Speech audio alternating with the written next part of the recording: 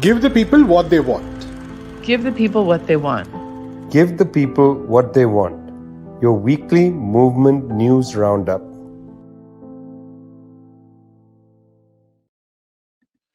You're with Give the People What They Want. That's Zoe, that's Prashant, coming to you every week from People's Dispatch and Globetrotter.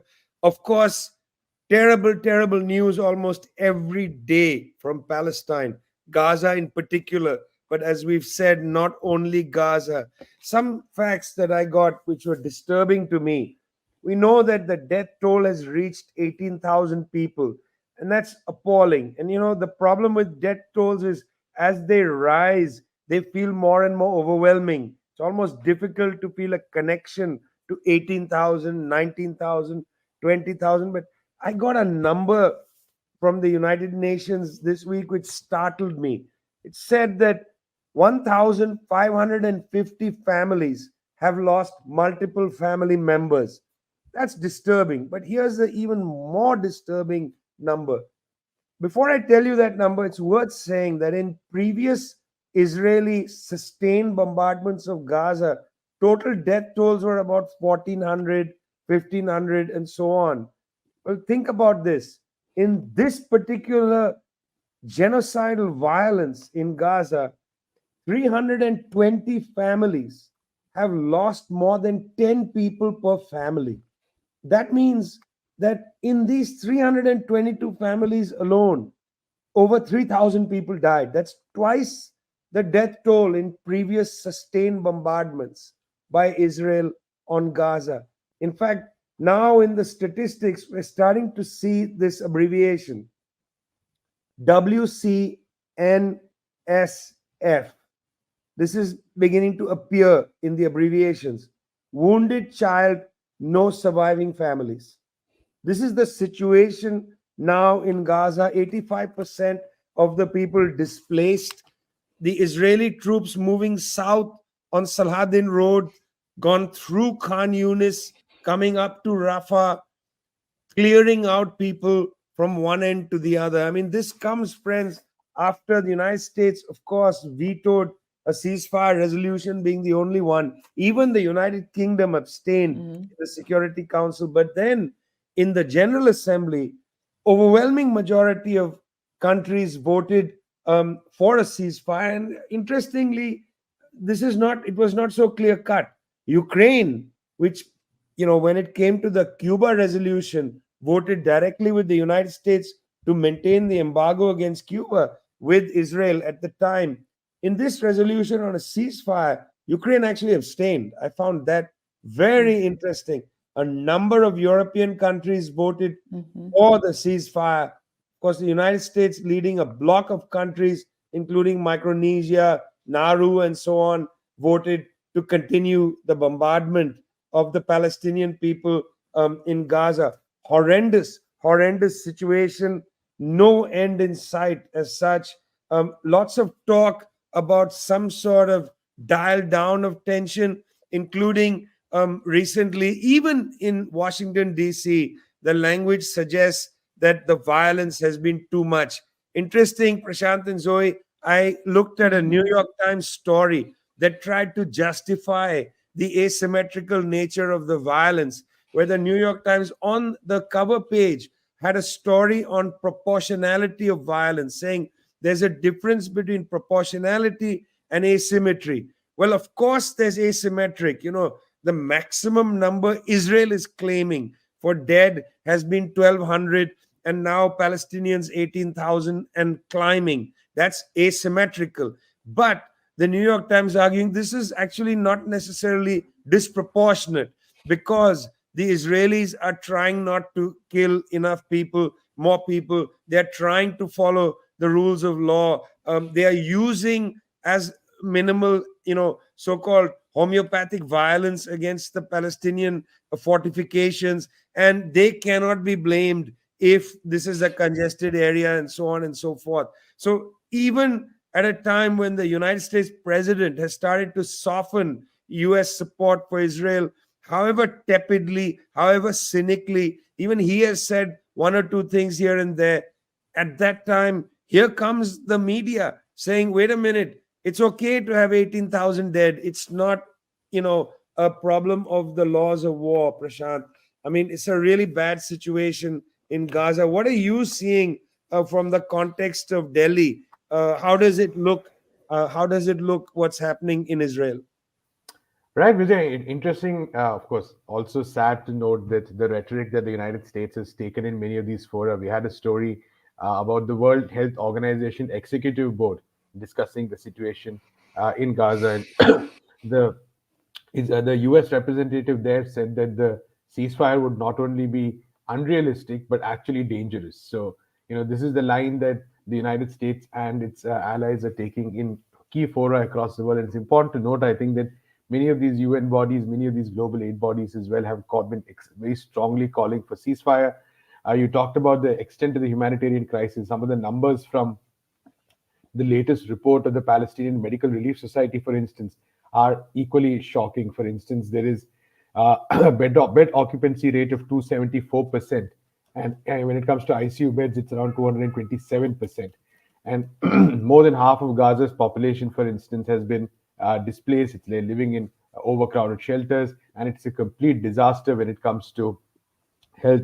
Similarly, if you look, for instance, at the fact that almost the entire population, like you said, has been displaced, we are looking at the possibility of epidemics. We're looking, we're also, in addition to the direct death toll that this kind of bombing is causing, in addition to the direct injuries, we're also looking at, more crises that might be slightly hidden underneath the surface. We're talking about malnutrition. We're talking about the possibility of other epidemics due to bad living conditions. And it is here that you have the US representative coming and saying that a ceasefire is not only unrealistic, but also dangerous. And I think that really kind of sort of poses a very important, that really poses a question as to what is happening over here. We know that, of course, Bernie Sanders has also finally called for a ceasefire. And there's been, one or two people changing their minds maybe, but the broad global media's perspective, whether it be in India, whether it be in the United States, in many countries in the north, has sort of unquestioningly pushed forward this notion of two notions. One of it being a war, as though this is a battle between battle between two professional armies or something of that sort, which is really, 2 months down the line. How they continue to do that is really a question. And two, like you said, the question that the possibility that this is somehow explicable in some way or the other, or justifiable in some way or the other, which has been the US line throughout in all these global bodies, that there is justification of self defense. And despite the fact that here we have 153 countries opposing that line, despite that fact, this continues to be the rhetoric that is being pushed through. So throughout, I mean, I think, especially in international bodies time, and again, what was interesting was this time the UNGA resolution, more countries supporting it, of course. On the other hand, I think the condemnation of the U.S. and Israeli position, and both the U.S. veto in the Security Council and the vote in the General Assembly has been far more stronger. We've seen far more protests take place across the world against it, and you do get the sense that definitely the time, in some ways, as far as global pressure is concerned, from the streets, even from other governments, there is some kind of a limit to how long the U.S. can keep this kind of rhetoric up. Like you said, again, Biden's speech is one example of that. But I think it's very important. I think there is definitely that space is shrinking because nearly 2.5, 2 months and 1 week down the line, definitely no longer that space anymore. Yeah, I mean, it's unlikely if they're going to be able to maintain this. Prashant, there's a mutiny around the world, and we shall see where this goes. I must say that violence of this kind has been sustained in many places in the world for years. I well remember in the 1980s, Zoe, across Central America, whether it was El Salvador, Nicaragua, Guatemala, Honduras, the sustained violence that the United States and its allies, used against the population of Guatemala, century of violence on that country, massacre upon massacre of largely indigenous people. Now, of course, different situation in Guatemala. You got a government. Do you have a government, or was there a coup? It's a good question. But on January 14th, What we're most likely going to see is the swearing in of a new government under Bernardo Arevalo. This is despite serious attempts by the prosecutor's office in Guatemala to undermine his victory, to undermine the legal status of his party. And the latest move, which is seen and really characterized by Arevalo as kind of a desperate last attempt to carry out this coup, which again has really been attempted to take place for the past several months, is that this prosecutor's office ruled that there were irregularities in the Supreme Electoral Tribunal, and therefore the results of the last election are completely null. It's almost laughable. It really is almost laughable if it weren't so serious, these accusations. As I said, Bernardo Arevalo won the elections in the second round in August. He had, he had scored in the top two in the first round of the elections.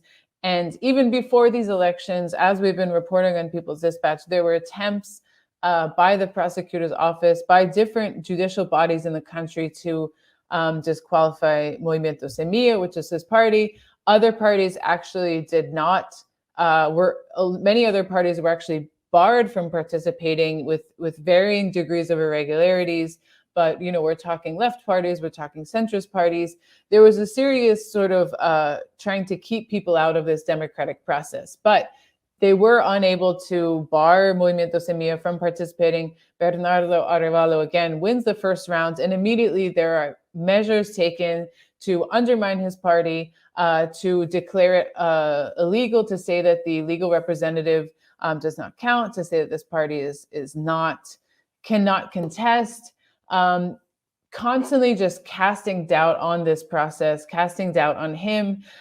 This has, of course, been met with mass protests by the Guatemalan people. And this latest attempt, which is probably the most serious, which is just to say outright, these elections don't count, they cannot be valid, has been met with serious resistance, both by Arevalo and his party, the indigenous movement, which has been on the streets consistently to demand the respect of democracy, but also international politicians and figures and bodies have really been rejecting this. I mean, this isn't a case where you see, like in many other Latin American countries, which we've covered, that the OAS is saying, "Oh yeah, this was electoral fraud, and the right-wing candidate should win."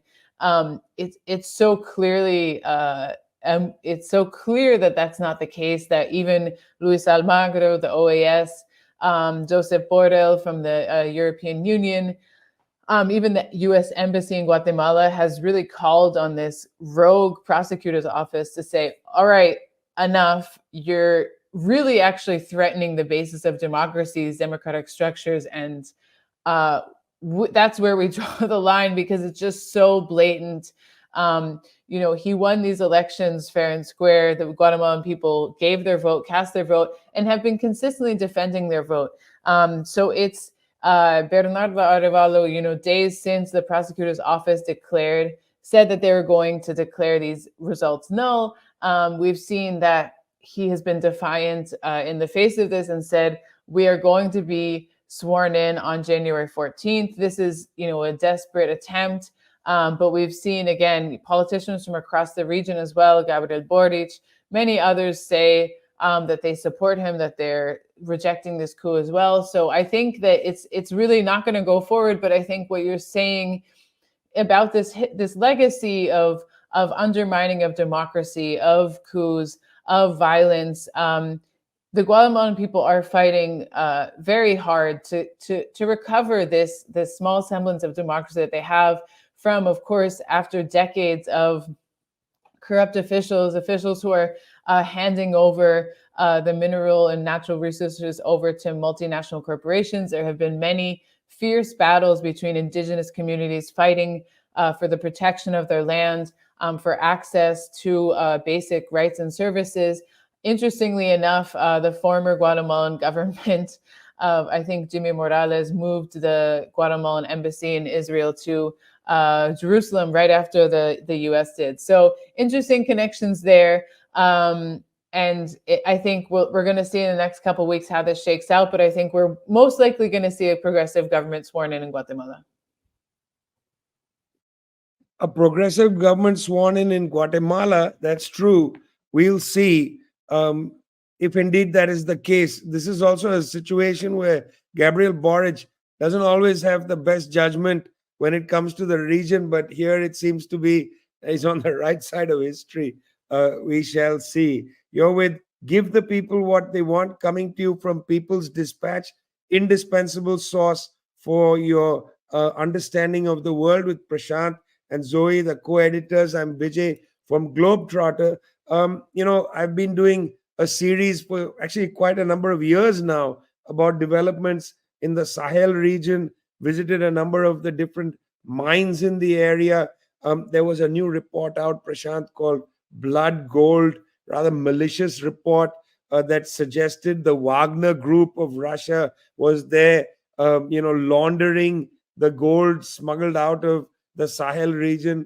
At the same time, the Burkinabe or Burkina Faso's government put in an interesting new law on mining around the same time as Burkina Faso and others have been trying to normalize relations in their region. What's been happening in this area, West Africa, the Sahel? What are the high-level discussions going on? Vijay, you mentioned Burkina Faso. Its President Ibrahim Traore has actually said that the alliance of Sahel states, which was initially conceived as a military alliance, but it also moved towards an economic alliance as well. And that's actually a very interesting sign for what is to come in the coming days and weeks. But we have a story on board by our colleague Tanupriya on this, on ECOWAS talking to Niger. And it's a very interesting moment. We know that the coup happened in July, towards the end of July, and it's been many months of ECOWAS, basically the various West African countries, often led by Nigeria, other key players, trying to somehow make the coup go away, so to speak. In whatever way possible. They tried sanctions, of course, very brutal sanctions. We'll come to that. Those haven't worked, and now the body has decided to sort of very magnanimously initiate talks to ensure a transition, which is what they call it. This has happened in the past with Mali also, for instance. So ECOWAS now having a commission to initiate talks with the military, with the rulers in Niger. And what this means basically is there is a de facto acceptance finally by ECOWAS of what was popularly acclaimed and widely acclaimed in Niger when it took place, that the fact that Mohamed Bazoum, the ex-president, was extremely unpopular, and the military rulers who took over and put forward an agenda which included the French forces leaving, was actually a very popular decision. As far as they were extremely popular. So ECOWAS forced to accept it at this point of time. And it's also important to note that even as the Niger's government is negotiating or discussing the possibility of a transition with ECOWAS, like I said, this alliance of Sahel states, sorry, the alliance of Sahel states is actually strengthening its cooperation, and which is why Ibrahim Traore's statement is important. All the leaders, I think, of these countries, we have Mali, we have Burkina Faso, we have Niger, all of them sort of recognizing that defensive alliance is, of course, the first pillar or the first step as far as this alliance is concerned. But over time, it also has to become a commercial alliance. It also there has to be some concept of integration also that is, that is part of it, which is why there have been these discussions. There have been discussions around the question of the CFA franc as well. A lot of controversy around that, especially the role of France. So it'll be very interesting to see what happens in the coming weeks with this AES. Will they be, in some senses, be able to, I wouldn't say replicate, but will they follow a parallel path to what their predecessors in the 60s and 70s were able to do? Will they be able to chart a course where the aspirations of the people are to some extent met, where they're able to resist imperialism in all its forms? We know that the US still has soldiers in Niger, so it's very important to know that. But Not only in terms of resisting, of course, the imperialism or resisting its U.S. influence, but also in some senses being able to uh, tap into each other's strengths further economically. I think that really is the challenge. It's going to be a very persistent problem in the Sahel region. A lot at stake, Prashant. Mentioned earlier, gold and so on. Extremely rich part of the world, uranium, gold, other rare earth minerals, very, very rich area. Confounded for these new governments how to make a path forward, how to deal with the problems of their people. Meanwhile, another genius seems to have entered into high political life in Argentina. Inherited, I must say, it's not his fault. Inherited 142% inflation rate. He didn't create that, but he now is doing things, Zoe, that suggests that he believes in the J curve. For those who don't know, Milton Friedman, and by the way, Millet named his dog after Milton Friedman. Milton Friedman was a great advocate of the J curve. When you do strong austerity, things get really bad, but then, like in the J, they eventually go up. Now, interesting, Zoe, you know that the long arm of the J is longer than the short arm of the recovery. But I don't want to teach Millet how to write the letter J in English. What's going on with this new genius president of Argentina? Well, the day did come that Javier Milei was sworn in as president, and he has acted quickly. His economy minister, Luis Caputo, essentially announced about 10 measures on TV. It's being nicknamed the chainsaw measures because Javier Milei famously, appeared in his campaign rallies with a chainsaw saying, I'm going to attack the political caste, I'm going to cut back all of that. And essentially, I guess it depends how he defines political caste, but in any way that I think he was previously defining it, which is that, these establishment politicians, the alleged kind of corrupt and many years in office politicians, none of these measures in any way address any of those people, none of the ruling class, none of established political power, economic power in the country. It's a series of economic measures which really hit the working class. We're talking about measures that say that you cannot renew labor contracts for state workers that are less than a year old. So if you're a new worker, if you're a young worker, just graduated from university, got a job at in a ministry in some sort of state public office, you're not going to get a contract.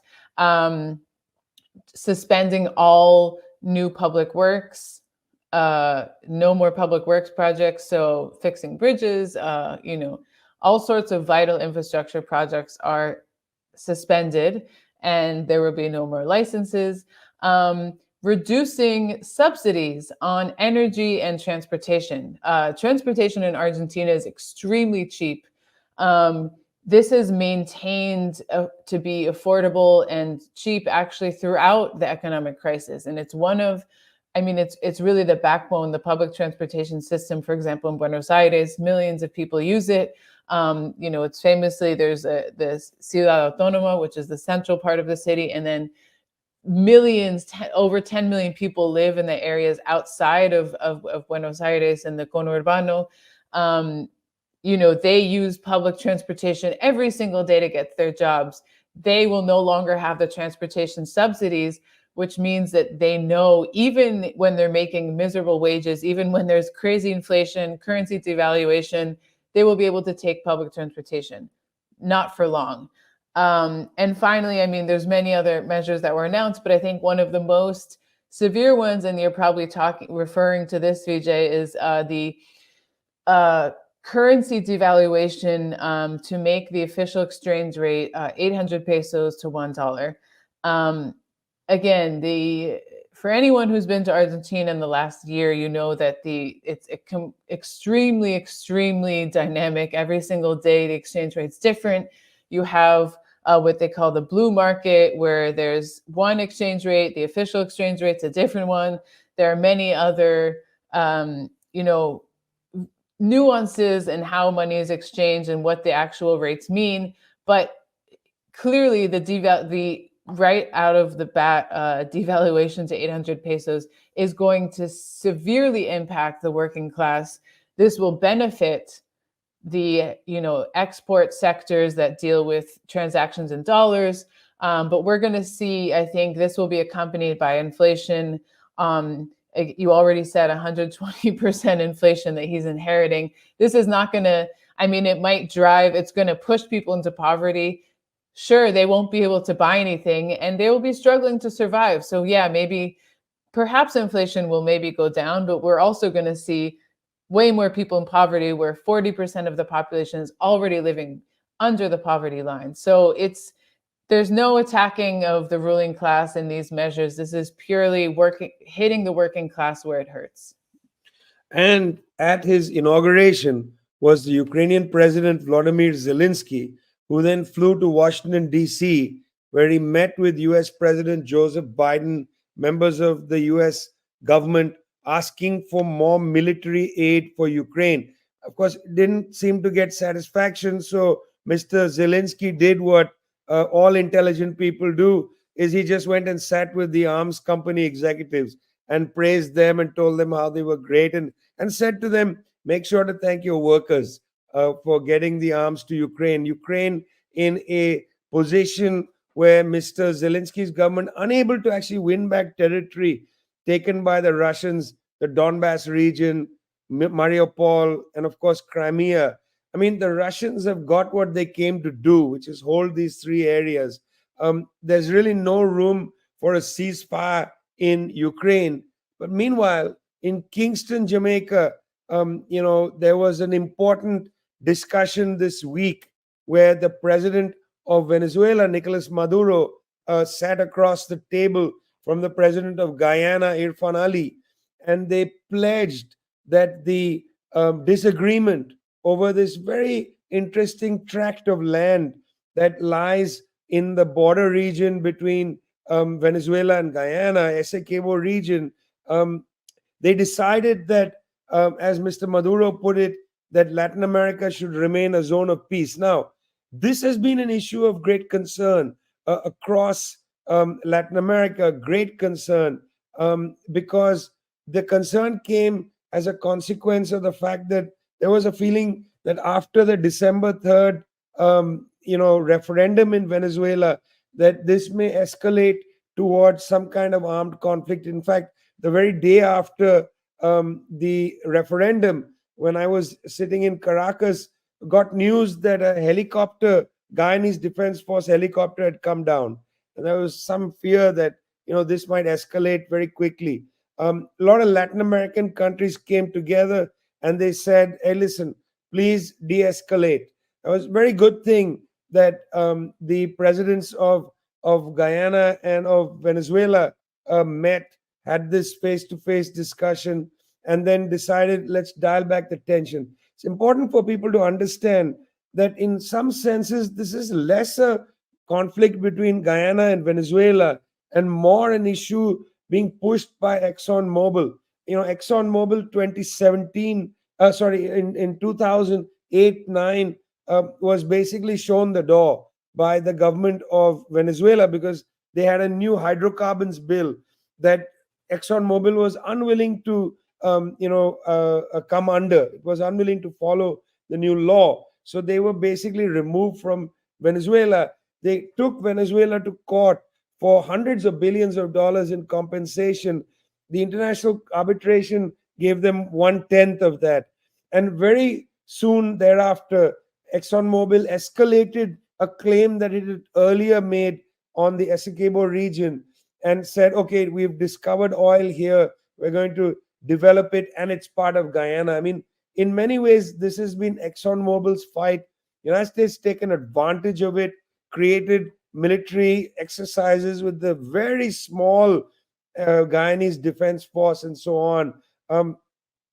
It's a good thing that they came to the table. And I hope that this peace project that has opened up is going to bear some fruit. It's a very opposite of what has happened in Ukraine, where the peace agenda was set aside.